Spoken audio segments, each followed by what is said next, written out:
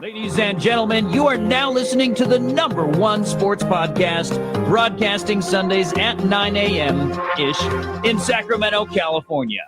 Sports Talk 916. Now here are your hosts, Greg Bowl and Coach Greg Barroso. What's happening? It is 9-ish, and it is Sunday, and it's time for episode number 280 of this little shindig we call Sports Talk 916. My name is Coach Greg. Right there on my screen is Mr. Chief, Greg Bowl, and we're ready to go. Happy Mother's Day to everybody, and another one of those not a lot happened this week stuff. Yeah, but lots to talk about, though. Not a lot of happenings, but lots of stuff to kind of debate and talk about. So it should be kind of fun. So with that being said, happy Mother's Day. How was your week? It was good. It was busy. I did went down to Fresno on Friday to watch the state high school championships in swimming. Had a couple of my old swimmers competed. One got 14th in an event, which is pretty good. And it was fun. It was a long drive I figure I drove for 6 hours for about 3.5 minutes worth of swimming. Nice. But it was good. It was fun to go watch. And congratulations to Oak Ridge High School. Their men's team got second in the state. Nice. They were defending champions and came back in second. So that's pretty good for our locals. And it was fun. Very cool. So how about you? Anything? Nothing too crazy. Just the regular stuff. Nothing, really nothing too fun at all. Okay. Just another week of pleasantries. I will say that next weekend we will not have a show. Okay. Taking the family to Yosemite. We're gonna spend the weekend down there. You got a race down there too? No race next weekend. The race next weekend would be in Big Bear, and I'm not doing Big Bear. So did you do Big Bear last year? No, I didn't do Big Bear last year either. Okay. And then so just looking at the calendar, there won't be a show next weekend. The following weekend we should be good to go on the 26th. And then is that Memorial Day weekend? It is Memorial Day weekend. And then the following weekend, June 2nd, tentatively may not have a show either, maybe in Monterey for a Spartan weekend that weekend. Okay.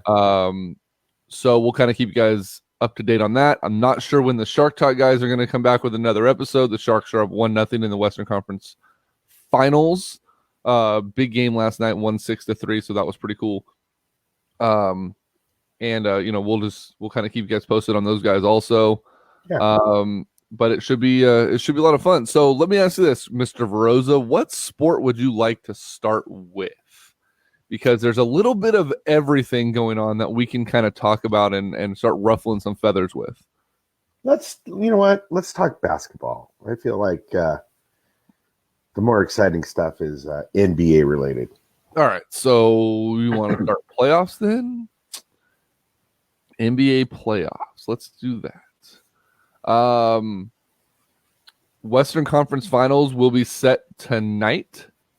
Or let me phrase that. They will be set this afternoon. Right. It will be the Blazers and the Nuggets, Game 7 from Denver at 3:30 Eastern, so 12:30 Pacific time. That game's going to kick off here in a couple hours.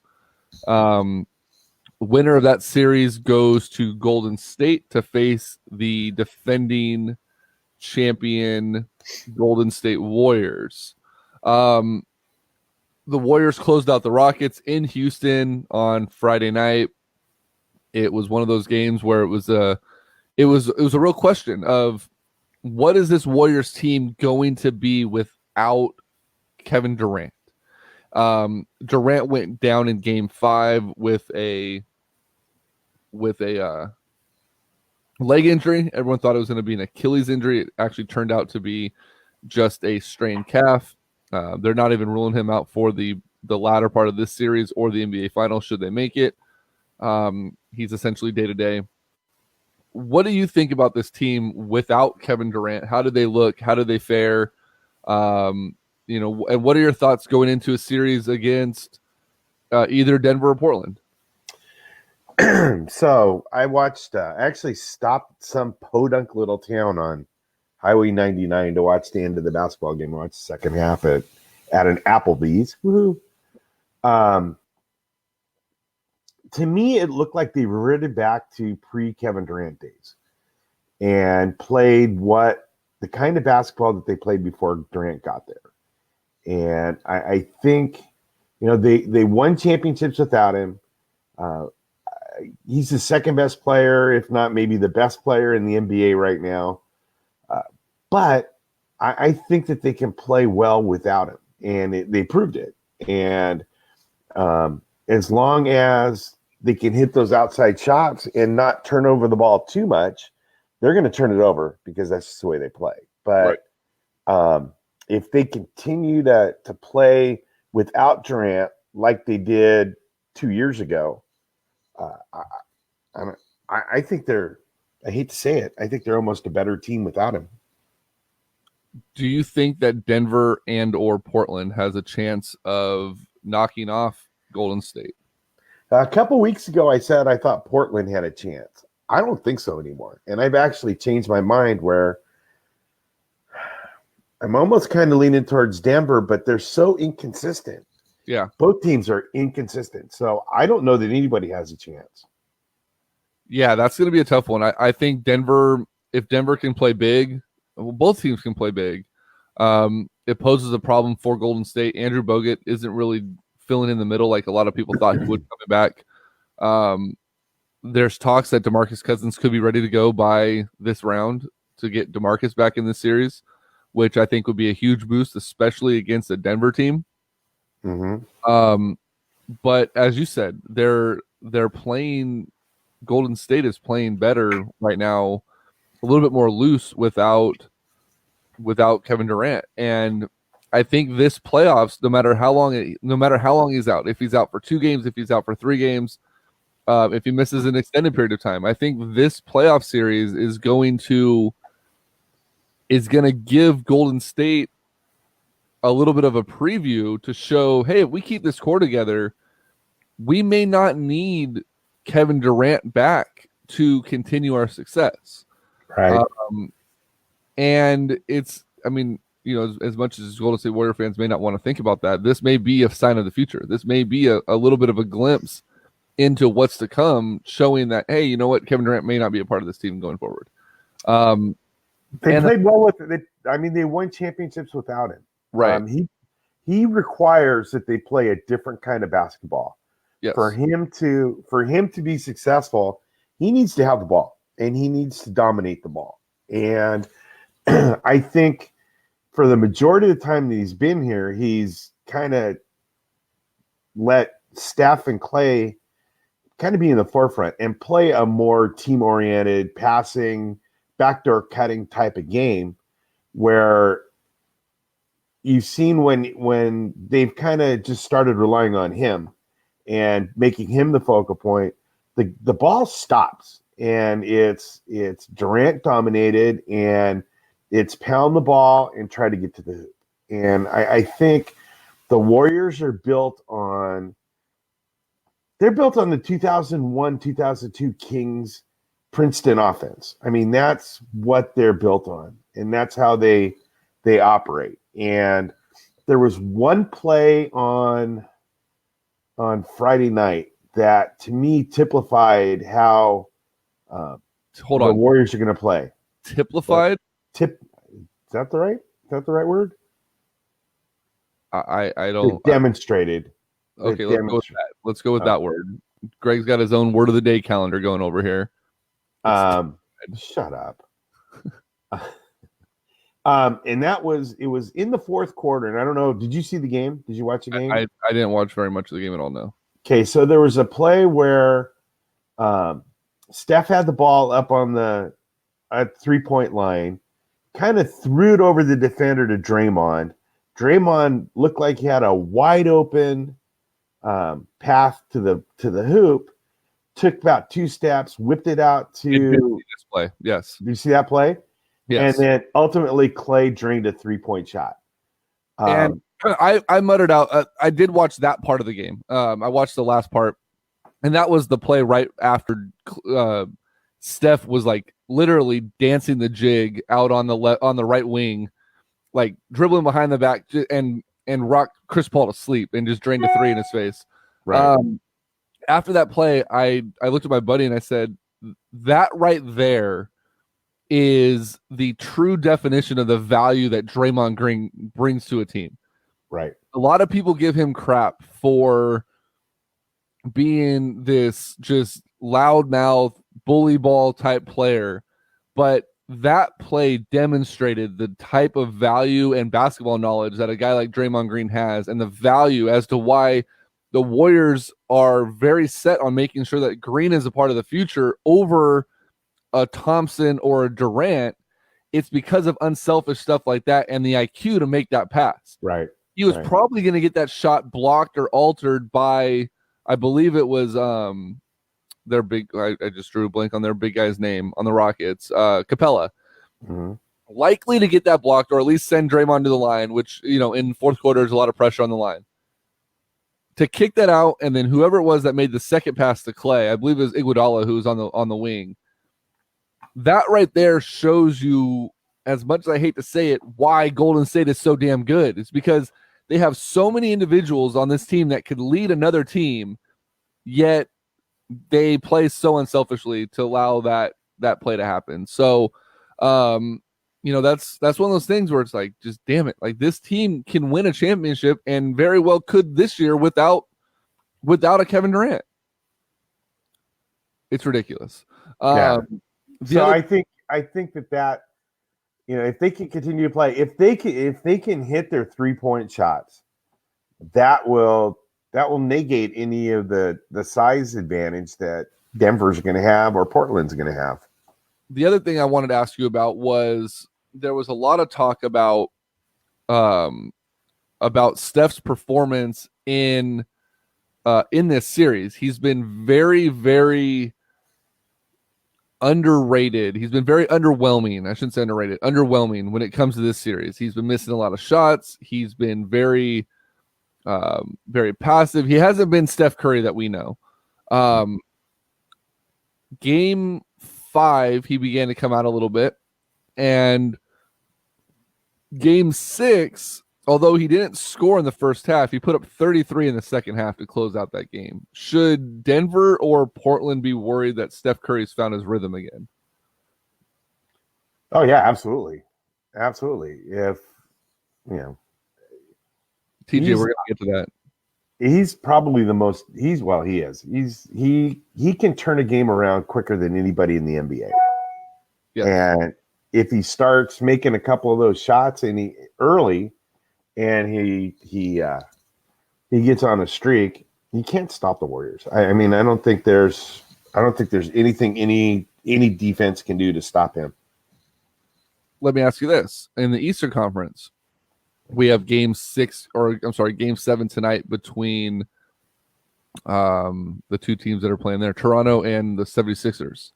Winner of that goes on to face Milwaukee.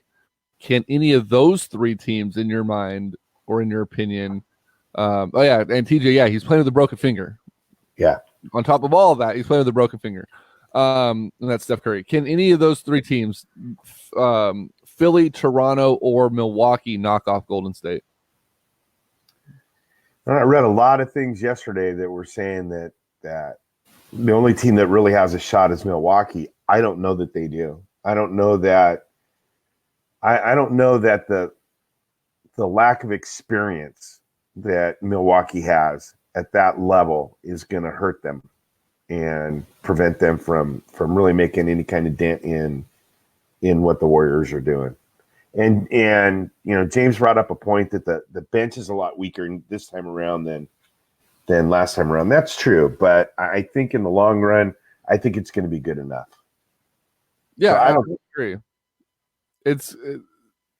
Their bench stepped up to a point where, it was one of those things where this last game, it was who's going to fill in for who's going to fill in for those 34 minutes that Durant plays the game? And they did just fine without him. So I think Kerr's going to be fine facilitating his bench.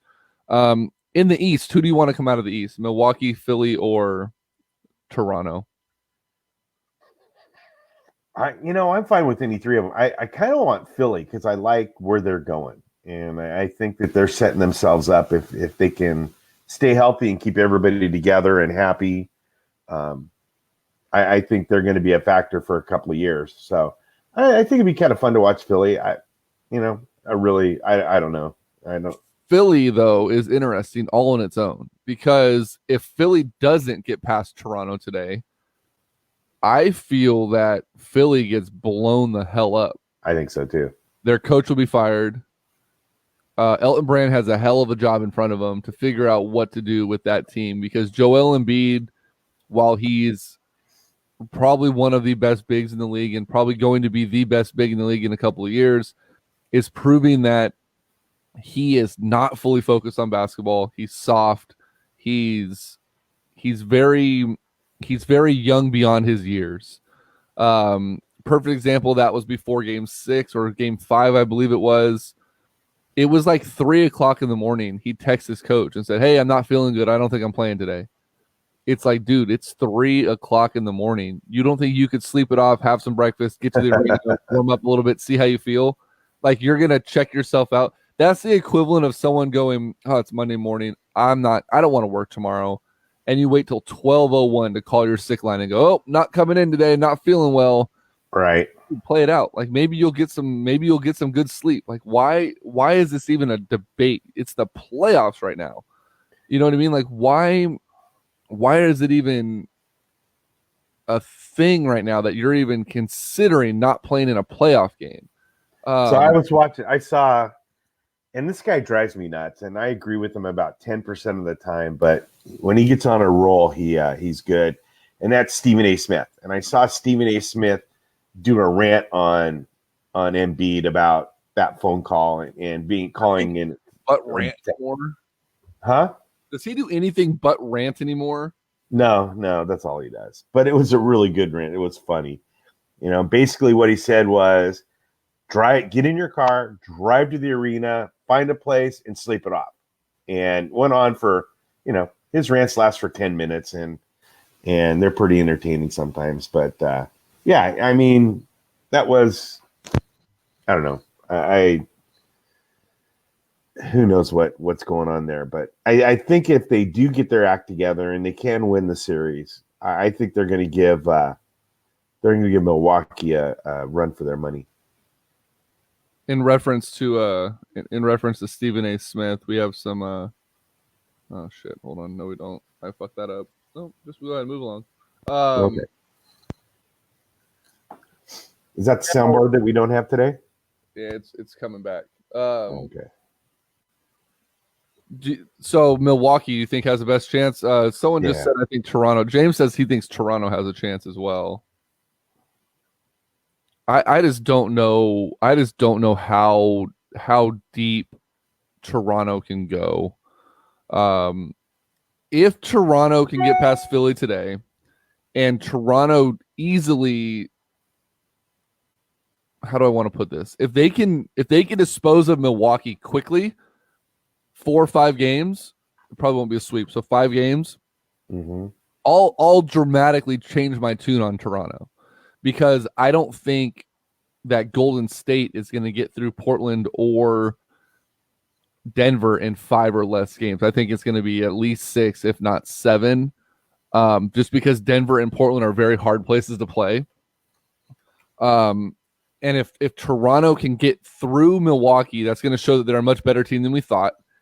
And if they can do it quickly, that's going to give them time to rest and get ready for Golden State or whoever's coming out of the West, and I give them a much better chance. But I think the problem that the East is going to have, whether it's Philly or Toronto right now, is that Milwaukee's been sitting for a week. Yeah. They've been resting. They've been watching film. They've been practicing, which playoff teams don't generally get to do. You don't typically get to practice in the playoffs. Yeah, but does it become rest or rust? I mean, have they been sitting so long that they're going to end up getting rusty? And is it going to take them amount of time, either a half or a whole game or a quarter or something, to kind of get their court feel back. Right. Apparently, I dropped out. I don't see myself on the video screen anymore. Yeah, so keep talking. Let's talk about the Lakers and how their franchise is going. I'll see if I can get myself back in here. Yep. No. So I guess. Yep. Now you are gone. Yeah, I know. Go ahead. Keep going. Go. Talk. Hello? Oh, okay. Go. Well, you disappeared. I didn't know if I got turned off too. So a bunch of looked like a bunch of guys who lived in their mother's basement got together on a couple of days ago for a protest. Did you? I'm sure you saw that video, right? I saw clips of it. I didn't see the whole thing, but there was upwards of like tens of people there. Yeah, and it was. Again, I made a comment on some board that I think it was on Twitter, that I wonder which one of their moms hosted the after party in her basement after they were done, because it was, I mean, it was the most doofiest looking group I've ever seen. There's Greg Rose making words again. Right? Yeah, I did hear about Clipper Darrell showing up and giving them hell, which was fantastic. The Lakers are a train wreck. They obviously there was talks about Tyronn Lue. Tyronn Lue was supposed to be the next head coach. Tyronn Lue had a birthday. At his birthday, his cake was a Lakers cake. The deal falls through. He decides he doesn't want to be a part of it. Rumor has it that he wanted a 5-year deal. They only wanted to give him a 3-year deal. Furthermore, the Lakers insisted that Jason Kidd be his head assistant. Tyronn Lue didn't want that. He wanted to choose his own head assistant. He didn't feel comfortable, based on reports, that the Lakers were essentially putting his replacement on the bench with him. He wasn't comfortable with that at all. And I believe Tyronn Lue had a place of power. He literally could have just said, look, I need $100 bajillion because no one else wants to coach here. And I don't think the Lakers felt comfortable, or I'm sorry, he didn't feel comfortable basically being, the only option for them, like the last resort for them, because they wanted a bunch of other people. Didn't happen. Once he withdrew his name, the Lakers made a hire, and it is a very yawn-worthy hire. It was a lower B to C level coaching candidate on the list. They hired former Indiana Pacers and Orlando Magic head coach Frank Vogel. They also hired Jason Kidd as Frank Vogel's lead assistant, which leads to a little bit of the rumor mill that was what they, what their plan was all along. They want Vogel for his defense. The sole reason they're bringing Jason Kidd in right now, according to reports and what they're telling the media, is they want Jason Kidd for his developmental abilities and developing young talent, mainly Lonzo Ball. Now, as a Kings fan and as a basketball fan, if Jason Kidd can pull even half of Jason Kidd out of Lonzo Ball, that's going to be a fantastic move for that franchise going forward, because there's a lot of similarities in their game. There's a lot of ability that Lonzo has that Jason Kidd had, and if he can even be a fraction of what Jason Kidd is, and that's going to be a great move for the Lakers. Yeah. What TJ just said, Jason Kidd will be head coach by next season. I don't disagree with that at all. I would say midway through next season. I think they have a rough year. They give Vogel a chance to kind of right the ship, and it doesn't work, and then they move him along. Yeah. It'll be interesting. There's also a lot of talk internally, and I find this to be the most comical, is that damn near everybody, and when I say everybody, I also have heard the name Phil Jackson come up in conversation, that everybody is in Jeannie Buss's ear about finding a way to trade LeBron James and start over with the franchise. LeBron obviously has a multi-tiered no trade clause, which is going to make things very difficult. But do you think it would be crazy for the Lakers to refresh the franchise? They don't need a rebuild. They don't need a restart. It's the Lakers. People are going to go there. But I wonder if they find a way to trade LeBron James this offseason, let's just say, to the Orlando Magic. I don't give a shit where he goes. That's just a name. Then all that talk about Kyrie, Durant, Thompson, Kawhi, Anthony Davis, all those people that have been linked to the Lakers this offseason that have corresponding or conditional reports that say they are hesitant to go there because LeBron is there, every one of those players becomes a very, very high likelihood that they sign in LA, if not more than one of them sign there, and that rebuild is immediate. Right. Would it be crazy for the Lakers to consider really getting rid of LeBron James if they can find a suitor that he would approve? Absolutely. And I have the what about this idea? Send him to the Clippers? Well, yeah, why not trade him across the hall? He wants to be in LA for his kids. That's the main reason. His family wants to be there for movies and for everything else. Send him to LA. Well, send him, across the hallway. Yeah, send him across the hallway. Let him be a Clipper. The Clippers have the money. What's his name? Sterling will pay all that money. Yeah, and they have assets that they could trade. I mean, it could make the Lakers a pretty viable option. Yeah, you trade for some young talent, and then you sign a Kawhi or a you sign. I think that opens up. You sign anybody. A Durant. I think that opens up Durant right away. I mean, I think Durant becomes a primary target for them, and I think Klay Thompson becomes a primary target for them. I'm going through the Clippers roster right now, and there's a lot of people that are like untradeable for some reason. It might just because it's the offseason. But let's say you do a Lou Williams. You send Lou Williams back to the Lakers. Mm-hmm. You send the King Killer Harrell to the Lakers. And Patrick Beverley can't be traded. Does he have a no trade clause? It just has a little. I'm on the trade machine, and it won't let me add him for some reason. It doesn't tell me why either. Oh wait, after the trade deadline, a team cannot trade a player whose contract is ending or could be end due. Okay, so it's because it's mid-season, or it's off season after the trade deadline. It hasn't reset yet, but not Sterling. I'm sorry, it was Sterling. Steve Ballmer. Ballmer can pay for all that. But let's say you do a Marquis Harrell, Lou Williams, Patrick Beverley, and a draft pick or two for a LeBron James. That makes the Lakers instantly better.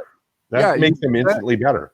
You do something like that, and then and they would obviously have to add in more because Lou Williams is only making 8. Harrell only makes 6 over the next 2 and 3 years. LeBron's at $35 million over 4 years. So there would have to be a lot more to facilitate that. But something like that makes the Lakers relevant immediately. And then you sign, like I said, you sign a Kawhi, you sign a Kyrie Irving, you sign a Kevin Durant. And I hate to say it, the Lakers are back in business. Yeah, I agree. Now the Lakers have other problems though too. And it's in their hierarchy. And you mentioned a lot of people have Jeannie Buss's ear. There's a lot of people that are saying that not Kurt Rambis, but Kurt Rambis's wife, for some reason, has Jeannie Buss's ear and is playing a big role in what's going on. Yeah, and what's going on with them down there. Crazy. The other thing that's kind of tied to Lakerland, and this is it obviously impacts our Sacramento Kings, is nothing, and I think it's a good thing, but nothing has come out of the Luke Walton saga. Yeah. So do you feel that quiet is a good thing at this point? I do. I mean, it means they're not finding anything. They're not breaking any stories. So I would hope that this is just going to blow over. I would definitely hope so as well. Yeah. The Kings obviously have a big offseason coming up. I put up a thing when Durant went down, thinking if it wasn't Achilles, would it be crazy for the Kings to go out and throw him a max deal regardless? Because a lot of teams, if it was an Achilles injury, Kevin Durant would not likely get a max deal. He would likely get a lower deal to work back from the injury and then get paid again later. I threw out there on Facebook, I said, would it be crazy for the Kings just to throw him a max deal, a 4-year deal, and swallow a year to have him under control for 3 when he comes back? And oddly enough, the resounding answer on that was actually yes. I should say resounding. It was probably like 75-25 or maybe 60-40. It was pretty close, but I expected it to be a landslide no. And I threw that out there kind of as a trolling question because I know that the Kings aren't going to throw money at someone coming off an injury like that. But at the same time, the Kings are known to have to overpay. Why not take a gamble on a player like that? I mean, it's Durant. He's coming back, and then have a clause in there that says, if he doesn't come back after a year, at full health or at full strength and hit a certain, criteria of play or whatever, like have like some kind of incentive clause where the deal could be, the Kings have an opt out or something, I don't know. I thought it was interesting. No one bid on it, but it would have been interesting conversation for sure. But I've actually heard a lot of talk on Bay Area radio stations that there's a chance Durant might go one more year and sign another 1-year contract. Really? And kind of see how things are gonna fall out this next year and then make his decision. That wouldn't surprise me at all either. I don't think that would surprise anybody. I would have to look at the 2020 free agency list because right now it's a big year. You have Kyrie, you have Anthony Davis who could potentially be moved. He is under 1-year deal left. But then they also have Kawhi, you have Clay. Like there's a lot of pieces that may impact the Durant free agency year. So I could see him doing that as well. Yeah. Let's do this. Let's change gears real quick. We're going to talk baseball. We're going to talk about the San Francisco Giants and some news that came out about Madison Bumgarner. But first, we're going to hear from Albert Chavez. He has a little message like we did last week about, I believe, closing costs for home mortgages. So let's check it out. It didn't work. Hold on. Come on. 1 second. Audio guy's fucking up again.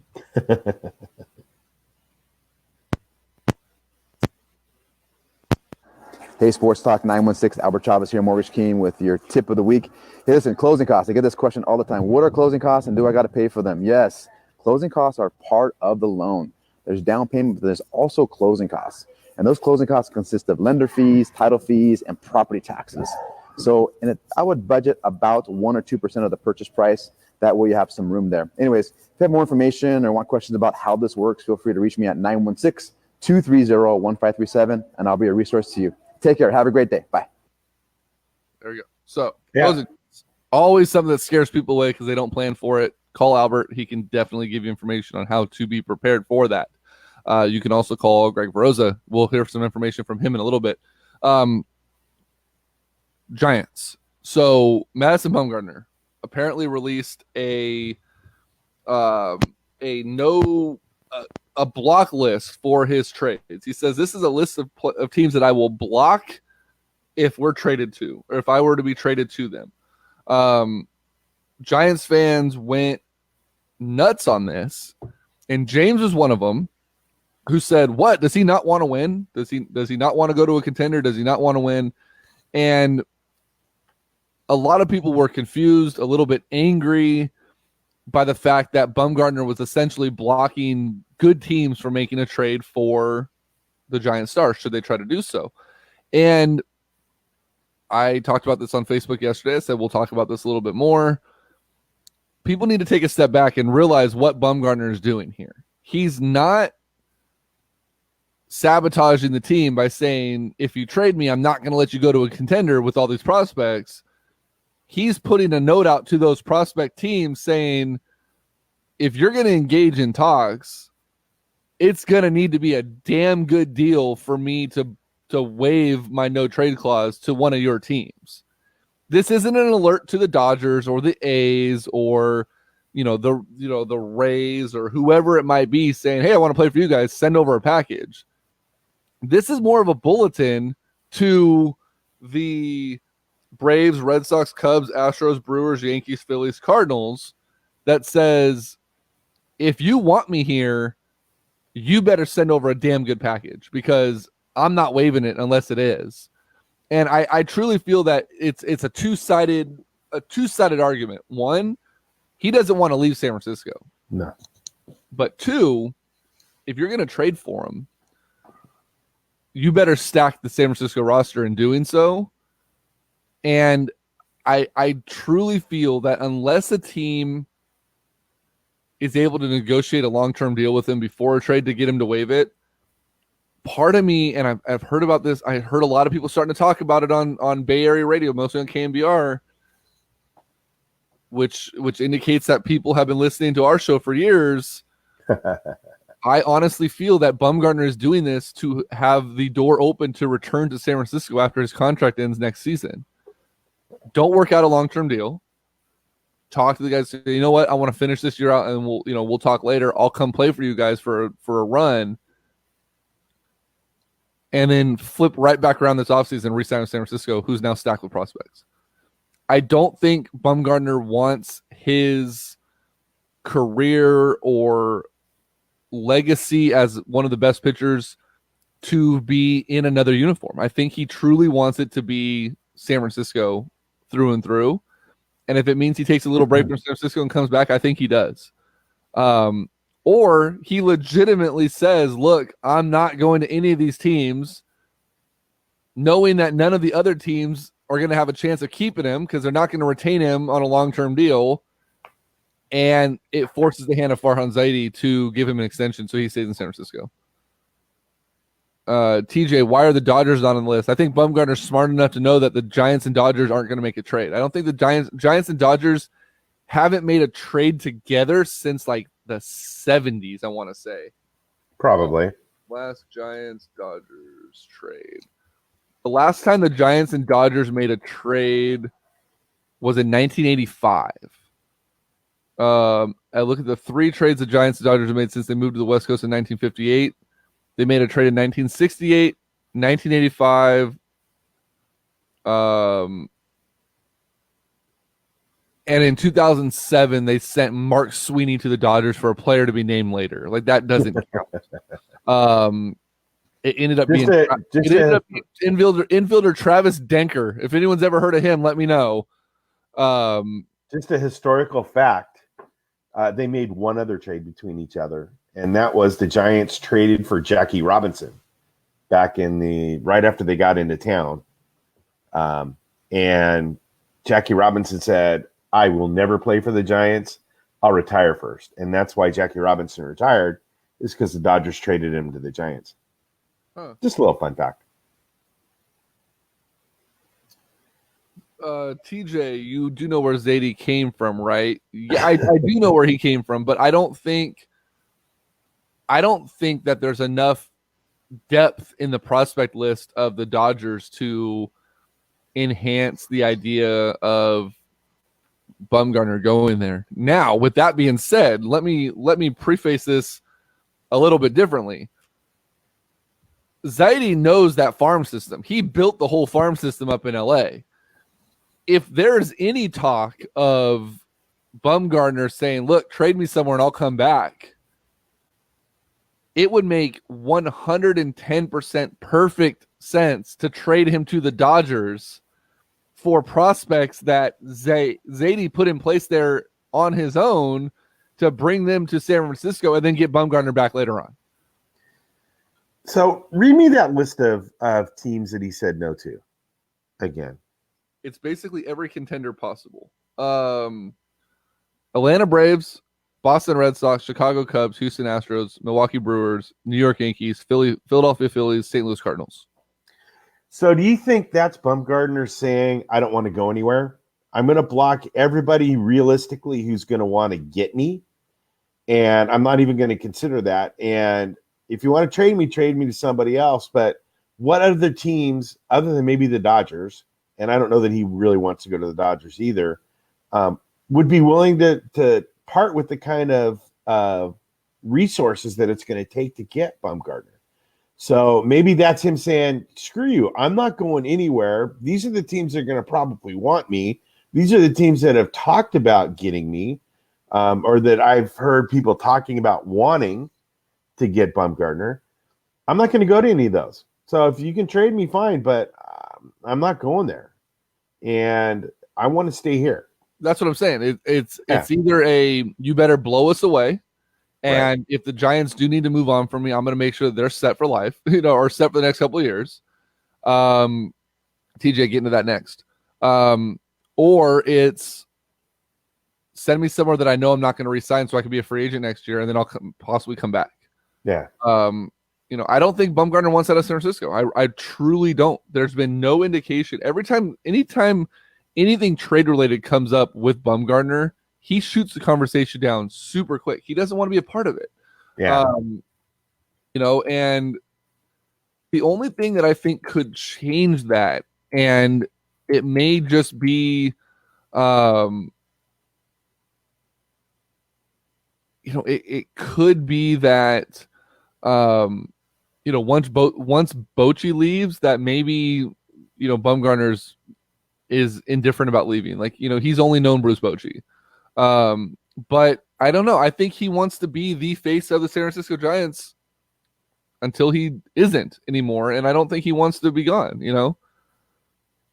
Let me throw something else at you. I just thought about this.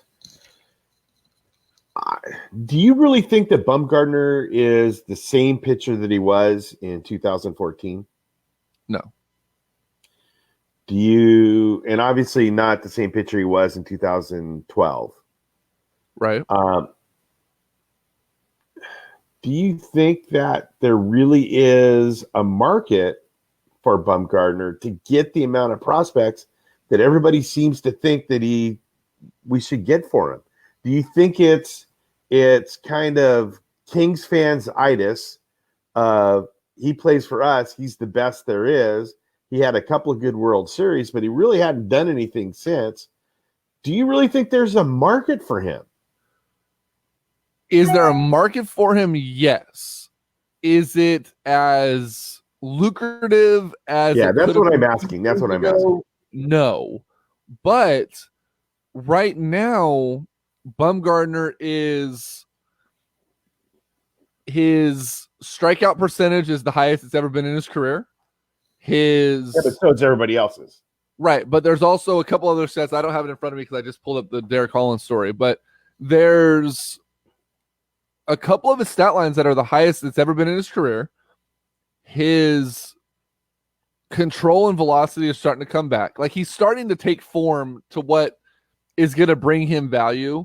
And if that continues over the next couple of weeks or months, then I think that value goes up. I don't think it's going to be 2014 Bumgarner, but there's one thing that we're forgetting too that's going to ultimately increase the value of Bumgarner immediately come July.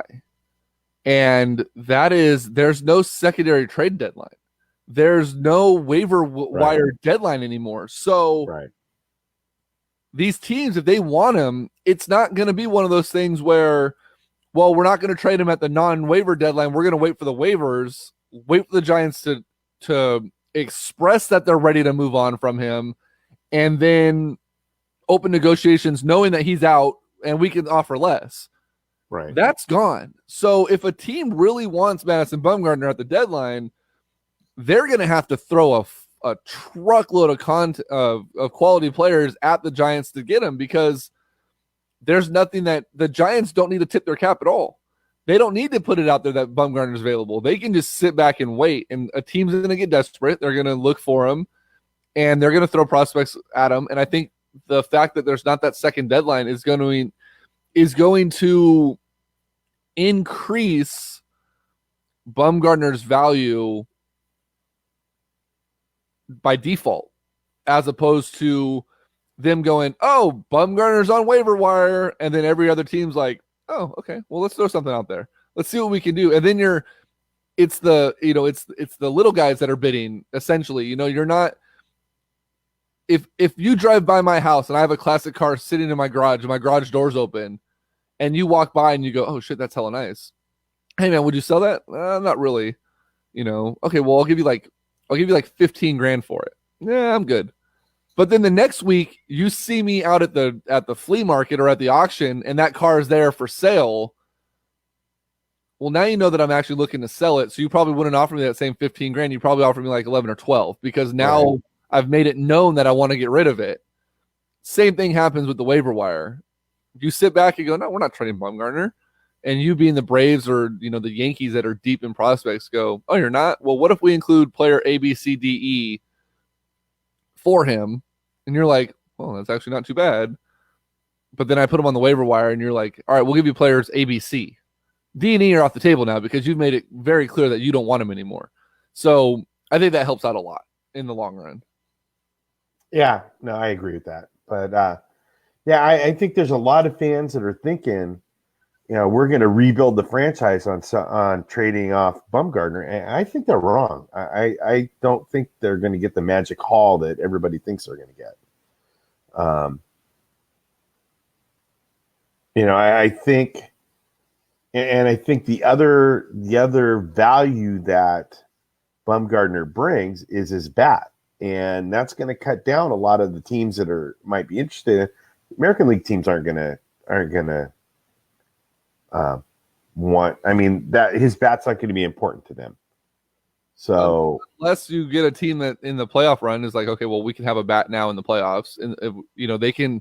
The Yankees or the Red Sox can position, especially in the playoffs, they can position Bumgarner in the rotation so that if they're the home team. Or if they're the higher rank, they can go, okay, well, Bumgarner's going to start games 3 and 4, or games 3 and 6, or 3 and 6, because those are going to be road games, especially in the World Series. Right. Those are going to be road games in the National League ballpark. Now we have Bumgarner on the mound. So there is strategic value if you feel your team is good enough to get that far. The other thing, too, that Major League Baseball has changed in recent years, and I think bodes well for an American League team getting a guy like Bumgarner, is there's not designated interleague play anymore. It happens at all parts of the year. Yeah. And you may be deep in a playoff run or in a playoff chase for a wild card or for a division lead, and you have a random 2-game or 3-game series in St. Louis if you're the Yankees, and you know that you're going to have a value of a piece at the pitcher mound at least one of those games. Like, there is strategy that could come into it, but that also gives you another bat off the bench as well as a pinch hitter. Yeah. So I don't think that his value diminishes as an American League team grabbing him for his bat. I just think it's an added plus. TJ mentioned it a minute ago. Derek Holland came back from the bullpen or from the injured list and started in Colorado, got lit up a little bit. He got moved to the bullpen. Let me read what Yahoo Sports has here. See if this makes any sense to you. Starting pitcher Derek Holland is not happy with the Giants front office. Actually, it's relief pitcher Derek Holland now, and that's part of why he's upset with the decision makers for his team. The root of this drama is Holland's last start, which came on Thursday. He allowed 7 runs in two-thirds inning against the Rockies, which brought his season ERA to a less than stellar 6.75. After the Giants' Saturday night loss to Cincinnati Reds, in which Holland did not pitch, the team announced they would be moving him to the bullpen. Holland was not happy at all, which he told reporters after the game. Holland said, "To be honest, I have no idea what they're doing, and I don't mean that by boaching them. It's more the front office. We keep changing things. I get a fake injury, so I'm not happy about that. But at the end of the day, I'm going to do whatever they ask me to do." Not happy seems like a bit of an understatement. He first ripped the front office for continuing to change things. Presumably he means his move from the bullpen. And then he talked about a fake injury. Those words specifically should set off alarm bells because faking injuries is 100% against the rules. The injury he's talking about presumably is the one that put him on the injured list end of April. He sustained a bone bruise on his left index finger during spring training. It had been bothering him ever since. He went on the IL April 28th. Zadie clarified the entire issue with the Chronicle. He said they ordered an MRI on the bone bruise while Holland felt he could continue pitching. The staff felt Holland could benefit from some time off. Fake injury claim aside, It's understandable Holland's upset. They're starting Tyler Beatty on Tuesday, and Beatty's been worse than Holland has by a long shot.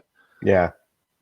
I understand a little bit about where they're coming from. Beatty has been lights out in Sacramento. So I'm wondering if, the idea of giving him a home start to see if he can calm himself a little bit and find that stuff he had in Sacramento might be what they're doing here.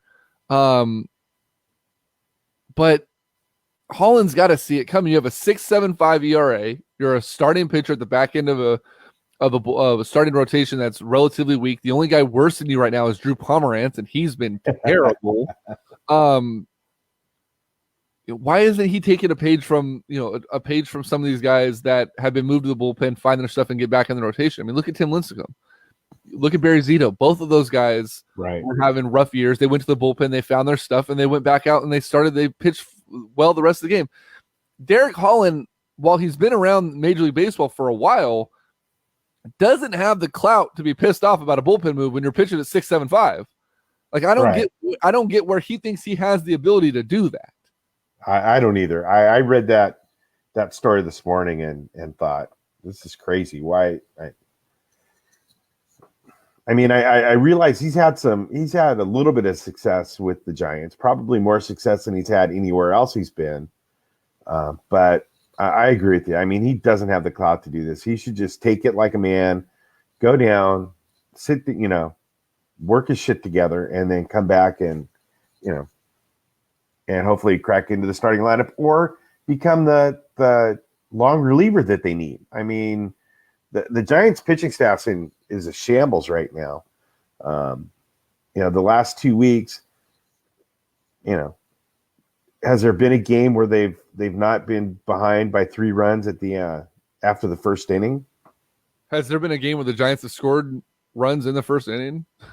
I think they did the first time a couple of days ago. So I heard a stat yesterday. I think it was in the last 12, 14 games or something like that. They've been outscored 41-4 in the first inning.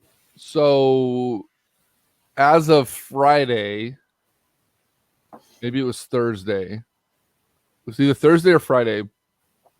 The Giants had scored 143 runs this season, and they had 2 in the first inning. They were outscored the Reds in that 4-game series in Cincinnati last week. The Reds scored 37 runs on the Giants. Yet the Giants still won 2 of those games, which is unbelievable. The one thing right now, aside from the slow start, that is mind-boggling to me for the San Francisco Giants is the fact that late in games, their offense is not a bad offense. It's their starting pitching right now is their downfall. The bullpen is doing well. I think Watson and Will Smith are going to get a lot of attention at the trade deadline. I think the Giants would be extremely TJ, exactly. I think the Giants would be extremely remiss if they trade Maranta. I think Maranta is going to be.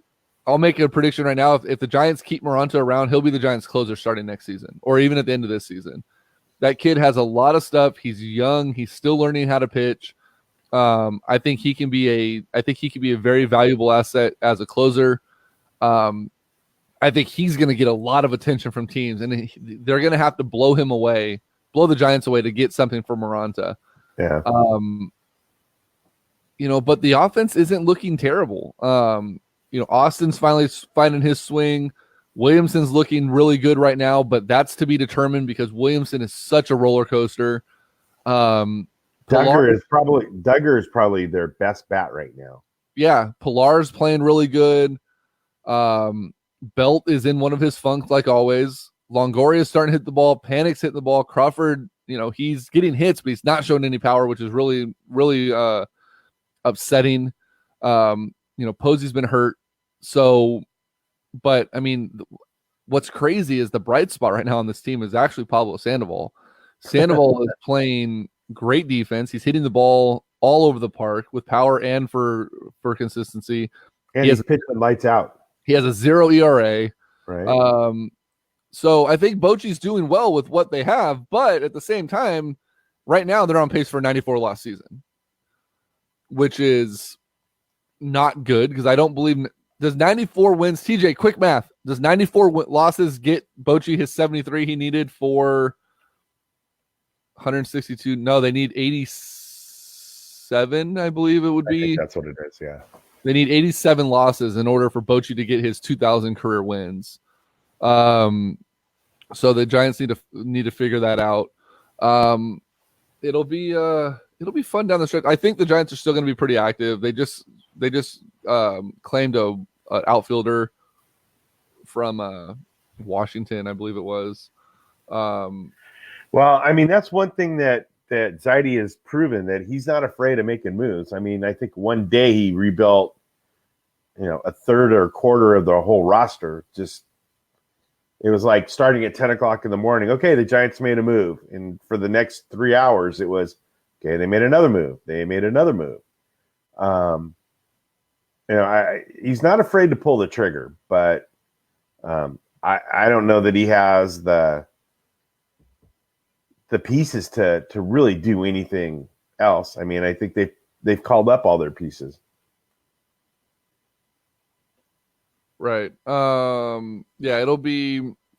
it's going to be one of those things where it's like, okay, Zaidi, earn your contract. Let's see what you do. Yeah.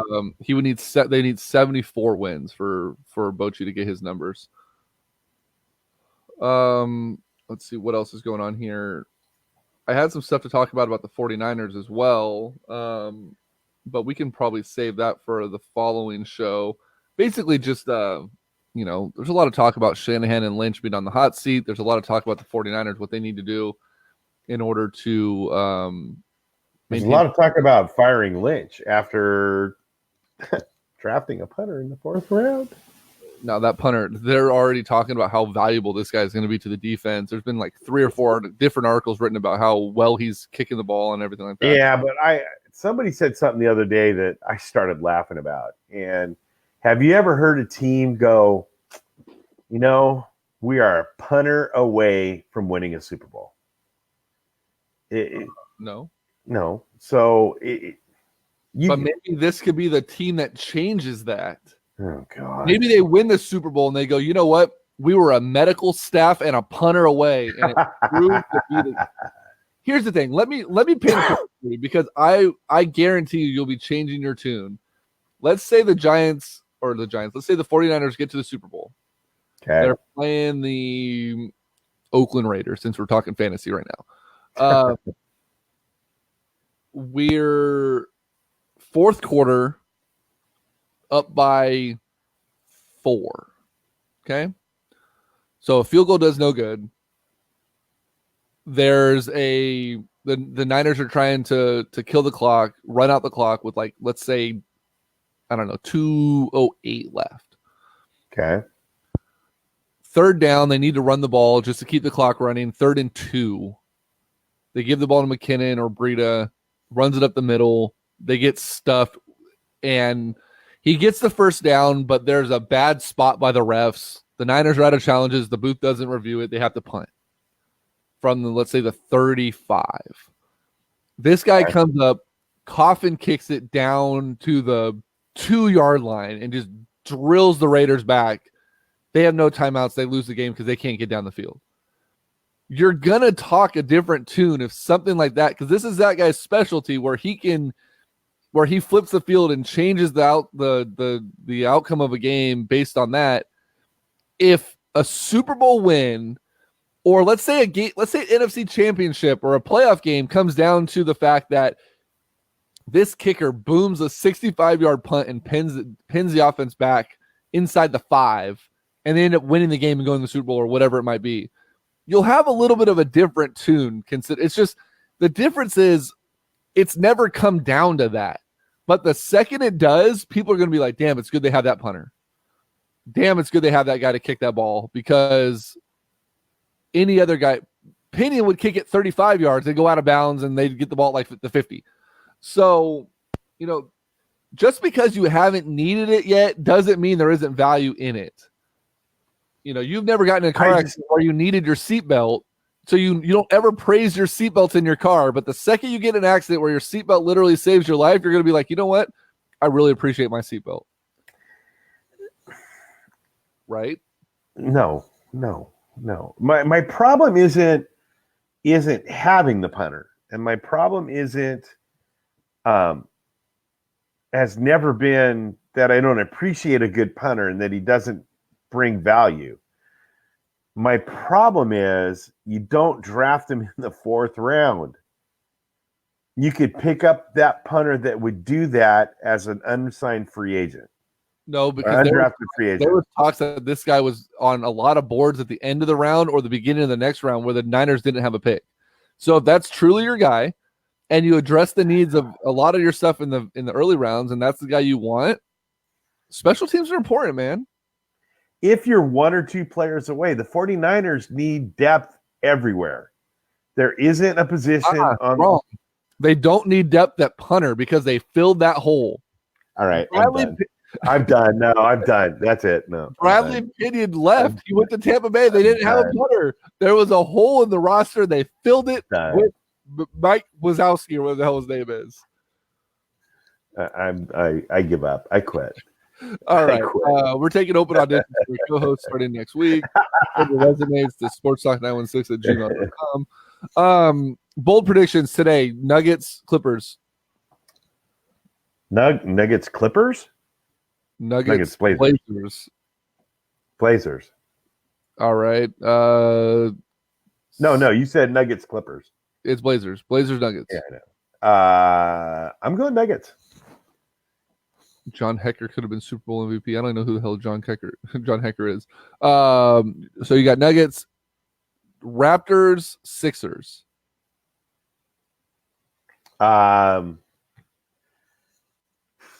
I just have to go by history, and I'm going to go Sixers. I think the Raptors are going to choke. Yep. Sharks in how many games? They won 6-3 last night. They look good. We said it before. I'm not even very big on hockey yet, and I knew that St. Louis would be a much easier matchup than Dallas would have been. Sharks won game 1 6-3. They play again tomorrow night. What's your prediction on that Sharks series? I'm going to go in 5. I think they'll win it on home ice. I think that would be nice. Boston and the Hurricanes are in a similar situation. Boston's up 1-0. I think Boston wins that series as well, which gives us a Bruins Sharks series, which means I'm going to be broke because I'll be going to one of those games because one of my good buddies is a Boston fan.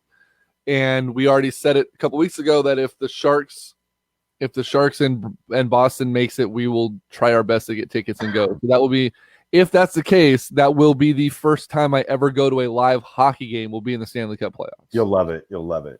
And then I'll probably end up buying season tickets while I'm there, and then I'll get right. Although I keep going back to something you said the other day, and that was if the Hurricanes win, then we have a Sharknado Stanley Cup Finals, and so I'm kind of pulling. I'm pulling for the Hurricanes. I want to see the Sharknado Stanley Cup Series. Yeah, I think that would be awesome. If it's not Boston, it's got to be the Hurricanes. So it is Sharknado. But, yeah, I definitely want to see a Boston-San Jose series.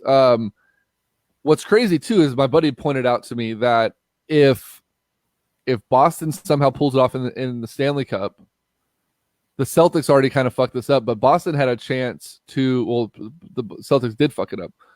Boston had a chance to run the table in professional sports this year with the Patriots winning – if the Red Sox won it last year, the Patriots, and then they had a chance of the Bruins and the Celtics all winning a championship this year, they would have swept all 4, but Boston got eliminated. So that means there's no pressure on the Bruins, which means the Sharks can take the cup and win one for Jumbo. So that's going to be the goal, win one for Jumbo. So it is the end of our show. Episode 280 has come and gone. Like I said, no show next week.